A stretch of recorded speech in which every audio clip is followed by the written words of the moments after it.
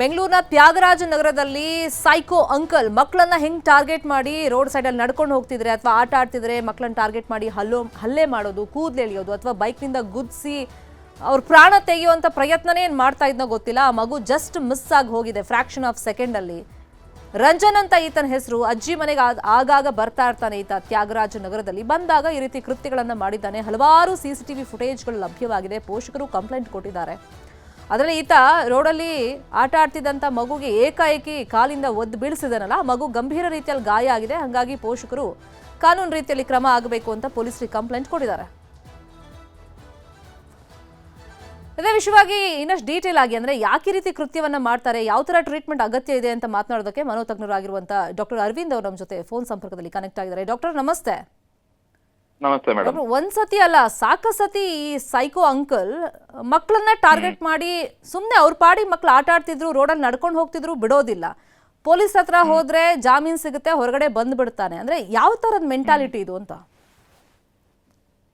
ಒಂದು ವಿಡಿಯೋಸ್ ನೋಡ actually full assessment ಮಾಡ್ಬೇಕಾಗುತ್ತೆ. ಬಟ್ ಈ ಜಸ್ಟ್ ವಿಡಿಯೋಸ್ ನೋಡಿರೋ ದೃಷ್ಟಿಯಲ್ಲಿ ಒಬ್ಬೊಬ್ಬರಿಗೆ ಆಂಟಿ ಸೋಷಿಯಲ್ ಪರ್ಸನಾಲಿಟಿ ಡಿಸಾರ್ಡರ್ ಅಂತ ಇರುತ್ತೆ. ಅಂದ್ರೆ ಸಮಾಜ ವಿರೋಧಿ ವ್ಯಕ್ತಿತ್ವದ ಸ್ವಭಾವಗಳಿರುತ್ತೆ ಒಬ್ಬೊಬ್ಬರಲ್ಲಿ. ಸೊ ಇವರಲ್ಲಿ ಸುಳ್ಳು ಹೇಳೋದು, ಕದಿಯೋದು, ಬೇರೆಯವರಿಗೆ ಒಂದು ತೊಂದರೆ ಕೊಡ್ತಕ್ಕಂಥ ಸ್ವಭಾವ, ಅಂದ್ರೆ ಪ್ರಾಪರ್ಟಿ ಡ್ಯಾಮೇಜ್ ಮಾಡೋದಿರ್ಬೋದು, ಮತ್ತೆ ಅಸಹಾಯಕರ ಮೇಲೆ ಹಲ್ಲೆ ಮಾಡ್ತಕ್ಕಂಥದ್ದು, ವಯಸ್ಸಾದವ್ರು ಇರ್ಬೋದು, ಮಕ್ಳಿರ್ಬೋದು, ಇಂಥವ್ರ ಮೇಲೆ ಅಥವಾ ವಿಕಲಾಂಗರಿರ್ಬೋದು, ಇಂಥವ್ರ ಮೇಲೆ ಒಂಥರ ಹಿಂಸಾತ್ಮಕ ಕೃತ್ಯವನ್ನು ಎಸಗೋದು.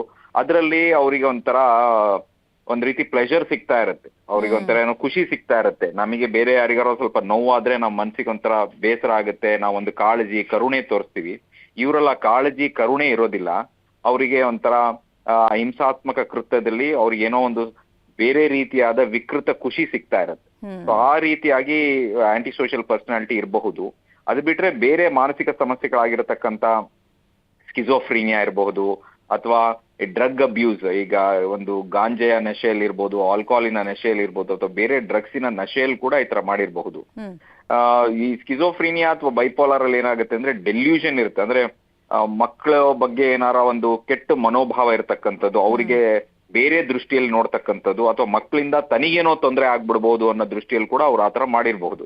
ಬಟ್ ಅವ್ರಿಗೆ ಅದೇ ಒಂದು ಸರಿಯಾದ ಒಂದು ಮನೋಚಿಕಿತ್ಸಕರಲ್ಲಿ ಒಂದು ಅಸೆಸ್ಮೆಂಟ್ ಆಗ್ಬೇಕು. ಅಸೆಸ್ಮೆಂಟ್ ಆದ್ಮೇಲೆ ಅವ್ರಿಗೆ ಯಾವ ರೀತಿ ಈ ತರ ವ್ಯಕ್ತಿತ್ವ ದೋಷಗಳಿದೆಯಾ, ಅಥವಾ ಮಾನಸಿಕ ಸಮಸ್ಯೆಗಳಿದೆಯಾ, ಅಥವಾ ಈ ಆಲ್ಕೋಹಾಲ್ ಡ್ರಗ್ಸ್ ಅಬ್ಯೂಸ್ ಇದೆಯಾ ಅಂತ ಸರಿಯಾಗಿ ತಿಳ್ಕೊಂಡು ಅವರಿಗೆ ಒಂದು ಮಾನಸಿಕವಾದ ಚಿಕಿತ್ಸೆ, ಅದರಲ್ಲಿ ಮೊದಲನೇದಾಗಿ ಅವರಿಗೆ ಒಂದು ಮೆಡಿಕೇಶನ್ಸು ಬೇಕಾಗುತ್ತೆ. ಅವ್ರ ಸಿಟ್ಟು, ಕೋಪ ಇದನ್ನೆಲ್ಲ ವಿಕೃತ ಸ್ವಭಾವವನ್ನ ಕಂಟ್ರೋಲ್ ಮಾಡ್ಲಿಕ್ಕೆ, ಜೊತೆಗೆ ಅವ್ರಿಗೆ ವ್ಯಕ್ತಿತ್ವ ವಿಕಾಸನ ಮಾಡ್ಲಿಕ್ಕೆ ಒಂದು ಸರಿಯಾದ ರೀತಿಯಾಗಿ ಒಂದು ಕೌನ್ಸಿಲಿಂಗ್, CBT ಈ ತರದ್ ಬೇಕಾಗುತ್ತೆ.